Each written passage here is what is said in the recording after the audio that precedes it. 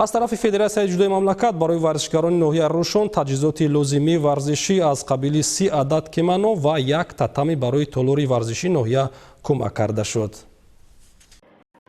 با دستگیری اساسگذار صلح و وحدت ملی پیشوای ملت، پرزیدنت جمهوری تاجیکستان محترم امامعلی رحمان ساحه ورزش رشد یافته. ورزشکاران تاجیک در عرصه جهانی صاحب غالبیت گردیده ایستادند. حکومت مملکت توجه خاصه خود را به تامینات ورزشکاران با مهمات ورزشی از قبیل لباس و گلیم‌های حاضر زمان برای تالارهای ورزشی، فراهم آوردن شرایط در این سمت کوشش به خرج می‌دهند. تجهیزات‌های ورزشی از قبیل تاتامی و کمنا برای ورزشکاران جماعت‌های ناحیه روشن از طرف مدیر بخش کار با جوانان و ورزش ناحیه روشن قلندر دولت محمدov و سابقه‌دار ورزش پهلوان شناخته تاجیک سنگالی نوروزبکوف به ورزشکاران سپرده شد. ورزشکاران جواباً به این غمخواری‌های دولت و حکومت برای بلند برداشتن و معرفی نمودن دولت و ملت باز هم کوشش به خرج می‌دهند، زیرا امروز شرایط برای ورزشکاران از طرف دولت و حکومت فراهم آورده شده است. جوانان نیز از این امکانات خوب استفاده نموده در بلند برداشتن پرچم دولتی در عرصه جهانی کوشش خواهند نمود. ما مناداری خود از نام مقامات اجرای محلی حکومت دولتی ناحیه روشن و از نام تمام ورزشکاران ناحیه روشن با فدراسیای جودوی جمهوری تاجیکستان و حکومت جمهوری تاجیکستان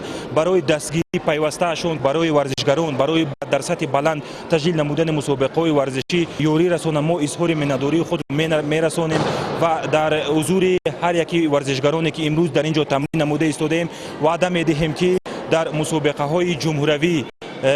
سربلندانه اشتراک نموده مقام‌های بلند ورزشی را اشغال می‌نماییم، در عرصه بین المللی وطن عزیز و محبوب خود را معرفی نماییم و پرچمبردار این دولت و این ملت می‌گردیم. اساسگذار صلح و وحدت ملی پیشوای ملت پرزیدنت جمهوری تاجیکستان محترم امامعلی رحمان در پیام نوبتی قید نمودند به عمومی گردانی ورزش و ترغیب طرز حیات سالم دقت اولین درجه می‌دهند. برای تندرستی اعلی جامعه شرایط باز هم فراهم آورده در همدستی با کمیته المپی و فدراسی‌های ورزش نوع‌های مختلف ورزش را براه مانده باز هم برای خوبتر و بهتر براه ماندن سمت ورزش کوشش می‌نمایند.